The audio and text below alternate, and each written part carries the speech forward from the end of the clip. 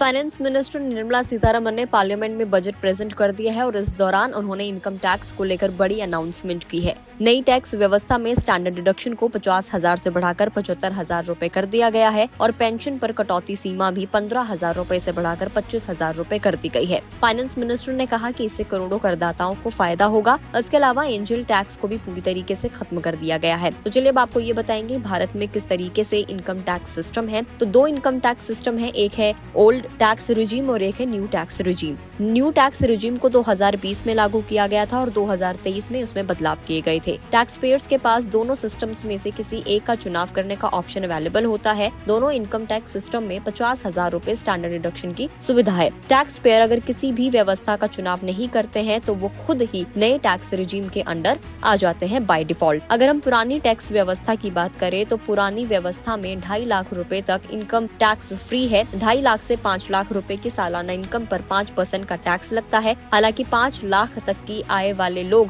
IT अधिनियम की धारा 87A के अंडर 12,500 रूपए की छूट का दावा कर सकते हैं। इसके बाद 5 से 10 लाख रुपए की इनकम पर 20% और 10 लाख से ऊपर इनकम पर 30% टैक्स है। अगर हम नई व्यवस्था की बात कर लें तो नई व्यवस्था में 5 टैक्स स्लैब हैं, जिसमें से 7 लाख तक कोई टैक्स नहीं है और 50,000 रूपए तक का स्टैंडर्ड डिडक्शन का लाभ मिलता है। इसीलिए 7.5 लाख तक इनकम टैक्स फ्री हो जाती है। इसके बाद 3 से 6 लाख रुपए की इनकम पर 5%, 6 से 9 लाख की इनकम पर 10%, 9 से 12 की इनकम पर 15%, 12 से 15 20% और 15 लाख से ऊपर 30% का टैक्स देना होता है। तो अब इसमें बदलाव ये हुआ है कि सरकार ने न्यू टैक्स रिजीम में स्टैंडर्ड डिडक्शन की लिमिट को 50,000 से बढ़ाकर 75,000 रूपए कर दिया है। तो इससे आम आदमी की टैक्स फ्री इनकम जो है न्यू टैक्स रिजीम में वो 7.75 7,75,000 रूपए हो जाएगी। वीडियो में इतना ही।